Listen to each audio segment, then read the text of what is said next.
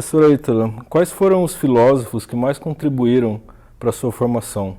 Atualmente, quais os filósofos que você mais estuda e lê? Eu tenho uma certa dificuldade de dizer os que mais influenciaram na minha formação, porque eu sempre tive uma paixão por estudar, por ler, e então eu não posso deixar de mencionar pré-aristotélicos como Heráclito, Parmênides, Pitágoras, Aristóteles.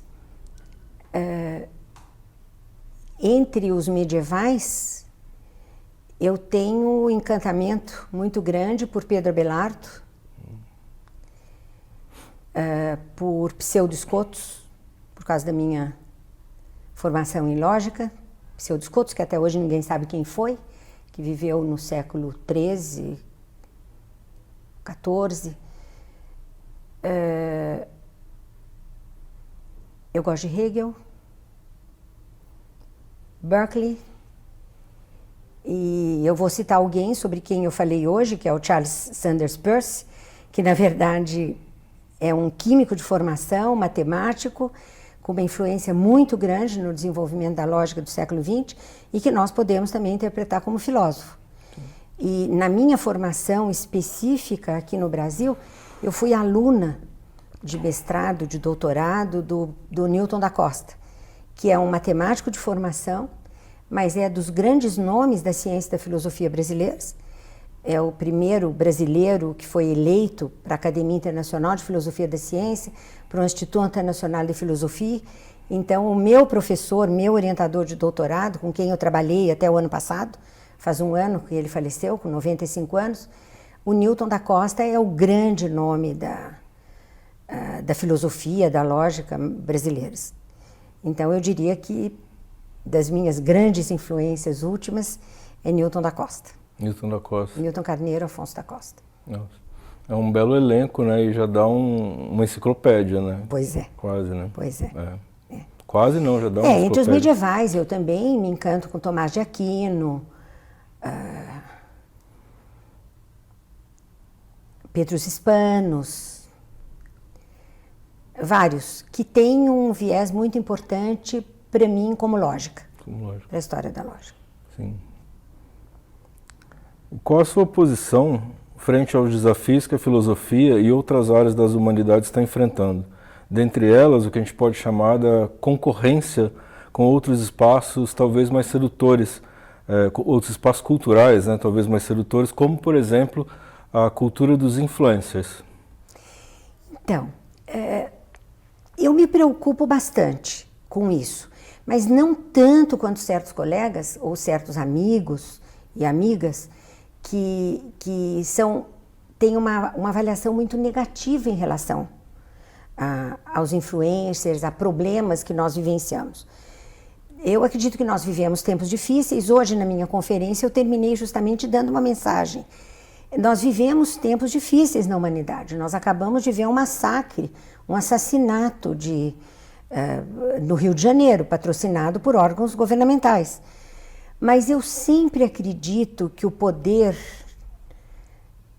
da filosofia, o poder do conhecimento, do desenvolvimento da ciência, estarão sempre, subjacentemente, contribuindo para que os pensadores, os que pretendem contribuir ainda para o bem da humanidade, para o desenvolvimento da ciência, do conhecimento, nós estaremos sempre influenciando, acompanhando, nos interrelacionando com o desenvolvimento da tecnologia, nós estaremos sempre alerta, procurando nos contrapor a influencers que não buscam a verdade, que não buscam transmitir o bem para os jovens e para o nosso país e para a humanidade. Eu acho que nós sempre teremos um final em que o entrelaçamento da nossa influência, da nossa presença, da nossa humanidade, da nossa característica educacional, eu acho que eu sou a la Peirce mesmo. Eu acho que nós caminhamos sempre para uma para a verdade, para o bem, para a continuidade, para o amor e para... Eu acho que sempre irá prevalecer a verdade. Agora, com nossa capacidade de estudiosos, de professores, no meu caso de lógica, que eu tenho, meu trabalho é em inter-relação entre a filosofia, a inteligência artificial, as engenharias, a ciência exata, eu acho que o nosso papel é contribuirmos para que esses grandes problemas que nos são trazidos pelo desenvolvimento da chamada inteligência artificial, das fake news, da ubiquidade computacional, eu acho que nós temos que estar alertas e contribuir com nossa capacidade, com nossa preocupação educacional, com nossa presença no país, no desenvolvimento da educação e da ciência.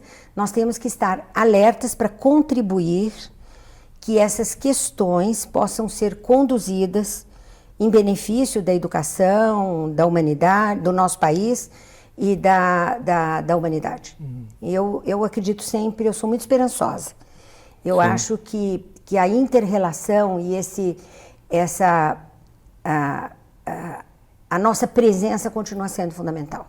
Acho que é o papel do professor, né, do intelectual. O professor do tem muita, do intelectual, dos educadores, do cientista. Dentro desse conceito que você falou, o professor tem muito o papel de ser esperançoso, né, nesse cenário. Nós temos sempre que levar esperança e acreditar na possibilidade que essa inter-relação possa conduzir a bons resultados. E conforme eu falei hoje no final da minha conferência, que eu quis deixar isso transmitido, eu acho que nós temos que ser exemplos vivos de luta, assim, forte, na busca da verdade, na busca da justiça. E nós temos que ser exemplos vivos de tolerância sobre todos os aspectos, de tolerância religiosa, de tolerância étnica e supremamente de tolerância e de convivência harmônica com a diversidade de ideias. Sim. Acho que isso que é a mensagem que nós temos que A senhora viu que a China acabou de promulgar uma lei exigindo que TikTokers que falam sobre temas como educação, saúde, né, tenham que ter diploma, tenham que ser especialistas reais no assunto e não especialistas inventados, né, igual a gente tem muitas vezes no mundo das redes sociais. É muito interessante, né, como historicamente a China sempre tem sido exemplo, né? Sim. De convivência, de harmonia, de humanidade. E ultimamente eu tenho a impressão que a nossa esperança para a humanidade está na China. Está na China? Está na nossa inter-relação com o espírito chinês. Você vê a filosofia tradicional chinesa, grandes pensadores, Confúcio e outros, a China sempre foi mais baseada no coletivo, na harmonia, na convivência das diferenças. E eu tenho a impressão que é isso que é o que nós estamos tendo que trazer para essa fase tão grave que vive a civilização ocidental. Verdade. Eu tenho a impressão que nós estamos vivendo um break da civilização ocidental, uma quebra da civilização ocidental. E parece que os novos princípios, os novos caminhos devem vir de culturas orientais, me parece. Nossa, interessante. Na minha análise. Sim. Você falando sobre isso me lembra um livro do Ítalo Calvino, que é 6 Propostas para o Próximo Milênio, em que ele fala de valores que justamente a literatura poderia trazer para o século vindouro, né? Que seria o século que a gente está vivendo, 21. Que é o século que a gente está vivendo, o 21. Isso. Ele infelizmente morreu antes de proferir as conferências que deram origem a esse livro, né? Que seria uma série de conferências em Harvard, e ele fala justamente de valores. Você falou dos valores orientais, né? E o Calvino fala de valores da literatura. Então a minha próxima pergunta é: como você vê o diálogo entre filosofia e literatura? Eu acho bastante difícil você estabelecer o limite de quando começa a literatura. Você ouviu hoje a conferência do Vincenzo Colapietro ontem? ela era absolutamente literária. E hoje a mesa redonda que nós tivemos sobre Dewey e arte, ela parecia literatura, ela não parecia filosofia. Então eu acho que há uma intersecção muito grande entre filosofia e literatura. O bom filósofo, é difícil você ler um texto filosófico que não seja muito bonito do ponto de vista literário, não sei se você concorda. Sim. E os grandes escritores, é muito difícil você dizer que grandes obras... Pegue, por exemplo, de brasileiros, vamos pegar Machado de Assis, pegue Dom Casmurro. É filosófico. É altamente filosófico. É um dos livros que eu me lembro que na minha adolescência eu li que mais me impressionaram. Sim. De Machado de Assis, Dom Casmurro e Quincas Borba. Dostoiévski. Então, como que você pode dizer que Machado de Assis e Dostoiévski não faziam filosofia quando escreviam? Kafka também. Kafka, não é? sim. Nossa, muito. Então, essa sua pergunta é muito interessante. Eu acho que na boa filosofia há uma literatura linda. Os filósofos que nos seduzem, eles escrevem literariamente. E os grandes escritores, eles nos encantam nas suas grandes obras, muitas vezes pelo fundo filosófico que a obra tem, né? Então acho que há um imbricamento muito grande entre filosofia e literatura. Até porque as metáforas dos escritores muitas vezes são muito mais filosóficas que uma contestação direta. Isso. Eu acho isso muito bonito. Muito bonito. E hoje eu acho que essa última mesa redonda parecia que eu estava ouvindo, parecia que eu estava participando, ouvindo uma mesa lá que falava sobre literatura. E eu vi as comunicações da manhã eram sobre arte também, sobre cinema, sobre animação. Isso. Essa sobre mesa design. redonda eu não fui, eu fui a outra. É. Uma outra sobre semiótica e tal. Eu não pude ir nessa porque tinha uma outra de colegas meus falando. Mas tinha uma que era sobre arte mesmo, tem cinema. Tinha uma apresentação belíssima que era um diálogo entre o Albert Camus e o design, propondo um design do absurdo baseado no Albert Camus. Falei, nossa, que coisa incrível. Incrível, maravilhoso. Maravilhoso. E para encerrar, a pergunta que não quer calar, como dizem. Qual a sua posição frente à IA? Eu já vi, a senhora comentou alguma coisa de manhã, levando em consideração que, pelo que eu entendi, você não considera a IA uma inteligência e pensando que talvez ela possa ser um instrumento de depauperação da inteligência humana e não de aprimoramento. Bom, vamos lá, por partes. A chamada dita inteligência artificial, ela tem aspectos importantíssimos. E esse desenvolvimento já ocorre há décadas, né? Desde a segunda metade do século XX, nós temos o sonho da chamada inteligência artificial, das redes neurais, dos sistemas conexionistas, cujo sonho era reproduzir em máquinas o que faz a dita inteligência humana, através das máquinas. Esse sonho meio que caiu por terra quando se viu que as máquinas são cada vez mais poderosas, mas que elas não reproduzem exatamente o que a dita inteligência humana faz. Nós teríamos que definir o que é inteligência, nós não vamos fazer isso agora, mas vamos entender como inteligência essa nossa capacidade do ser humano ou de certos seres vivos, né? De superarem adversidades, nós de resolvermos problemas. Vamos lá, desde Turing, né, com a computação, a definição do que são funções computáveis, as máquinas de Turing, nós temos cada vez mais o desenvolvimento de máquinas poderosas, que cada vez mais fazem, aproximando-se do que aquilo que nós dizemos que a mente humana, a inteligência ou a mente humana faz e produz.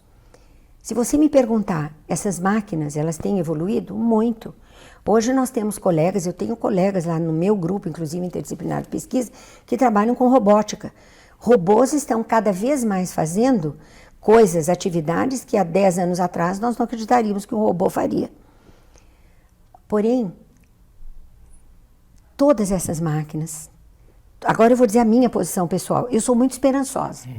Eu sempre acho que a ciência, ela evolui e ela tem um curso na história da humanidade, na história da ciência, com adaptações, com correções, falibilismo, porque ela fale, mas ela se recupera. E ela busca a solução de problemas cada vez de uma forma mais específica e mais adequada para a solução de problemas que a humanidade enfrenta. Há considero sim que cada vez mais a dita inteligência artificial evolui e vai se aproximando cada vez mais de tudo que nós, seres humanos, que a nossa mente consegue fazer e resolver. Mas eu digo a você que essa chamada inteligência artificial, ela não é uma inteligência. Ela é o resultado de processos que a inteligência humana desenvolveu, de máquinas que a inteligência humana constrói a partir de suas programações. Ela tem um certo tipo de indeterminismo, mas as máquinas são determinísticas. O que elas fazem está sempre dentro dos programas delineados e produzidos por nossa inteligência, por nossa mente. Então eu diria que a dita inteligência artificial é algo que produz resultados, que gera resultados de acordo com o programa que a nossa inteligência preparou. Então, ela atua de acordo com algoritmos, com resultados às vezes inesperados, mas não são determinados, mas são determinísticos dentro de um universo preparado pela nossa programação. Então, essa inteligência é uma inteligência restrita, reduzida. Nós sabemos que há máquinas que já estão sendo produzidas e robôs que são chamados até auto-organizados e que apresentam soluções que não estão dentro daquilo que nós tínhamos previsto. Elas apresentam novidades nas suas soluções. Eu até hoje interpreto que essas novidades estão dentro deste determinístico já estabelecido pelo programa com que as máquinas foram construídas. Sim. Então, a própria indeterminação está dentro daquele espaço de possibilidades definido por antecipação. Essas máquinas estarão cada vez mais poderosas? Sim. E a minha interpretação é que cada vez que as máquinas ficam poderosas demais, há uma mente humana mais poderosa que as projeta e que projeta o seu controle. Agora, cada vez que as máquinas estiverem mais poderosas, eu acho que isso contribui para o desenvolvimento da inteligência e da mente humana. Então, cada vez que nós tivermos um progresso na dita inteligência artificial, eu acredito que a nossa inteligência, a mente humana, a mente que está no universo, ela também sofre, ela passa por um progresso que lhe permite fazer o controle da dita artificial. Então, eu acredito que isso é um processo de desenvolvimento que contribui para o desenvolvimento do universo e eu, esperançosamente, eu não tenho essa preocupação que as mentes dominarão o homem. As artificiais dominarão a mente humana ou o homem. Eu acho que haverá um progresso que nem sempre será harmônico, mas que sempre possibilitará o controle do dito artificial por nossa mente, sim, pela mente universal. Eu sou muito esperançosa, eu acho que isso só vai contribuir para o bem da humanidade. Sim, essa sua esperança me lembrou, você falou do Turing, né? Me lembrou a análise que a Ada Lovelace faz da máquina do Babbage, né? Que ela constrói ali o arquétipo do que é um computador moderno, né? E com uma poesia inerente, né? E com uma abertura, né? Eu acho que o Asimov também tem um prefácio que ele fala da junção da inteligência humana e da máquina, que ele fala, elas são complementares, uma não vai substituir a outra, né?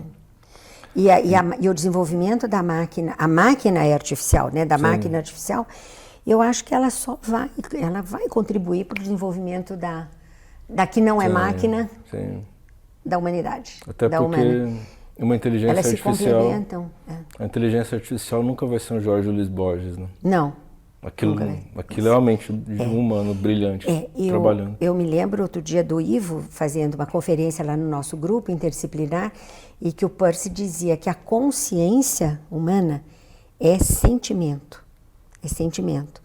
Então, a máquina artificial dificilmente terá sentimento, né? Evidentemente terá superação, problemas. E isso vai garantir a nossa superioridade, o domínio da mente humana, da inteligência humana sobre a máquina. Agora, nós não podemos fechar os olhos e dizer que tudo que é inteligência artificial é ruim, que é perigoso. Tem coisas excelentes, certos diagnósticos médicos que as máquinas ajudam. Nós temos robôs hoje que contribuem no cuidado de pessoas idosas, de pessoas doentes. Resultados que processos algorítmicos nos dão em análises que você queira fazer sobre processos que são muito importantes e que ajudam nos cálculos, nos resultados. Agora, por isso ela é um maquinário, uma inteligência, entre aspas, artificial, que deve ser colocada para o desenvolvimento da humanidade, né, a serviço. E como você disse, eu acho que serão sempre complementares. E uma com a outra contribuirão para um desenvolvimento harmônico do que você pode pensar numa mente universal, né? Sim.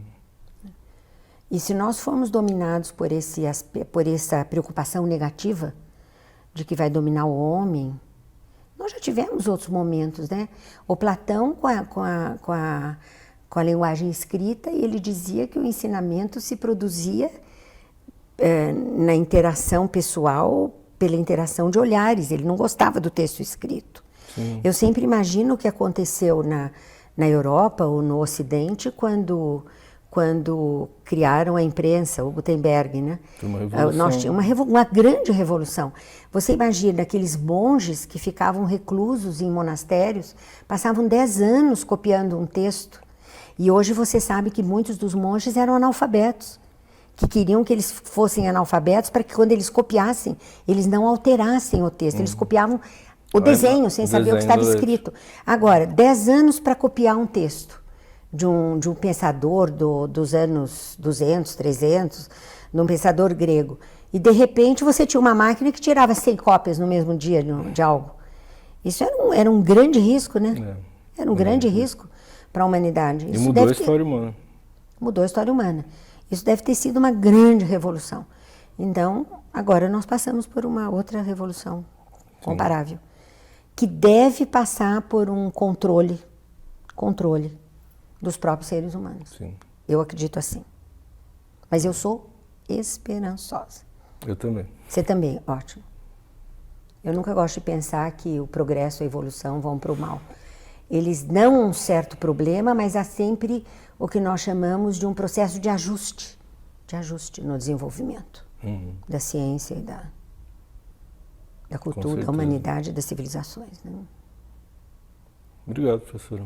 Foi um prazer estar com vocês, com você. Obrigado. E espero contribuir um pouco. Sim, né? com certeza. Contribuir. Será uma ótima contribuição. Ótimo. Obrigado. Muito obrigada.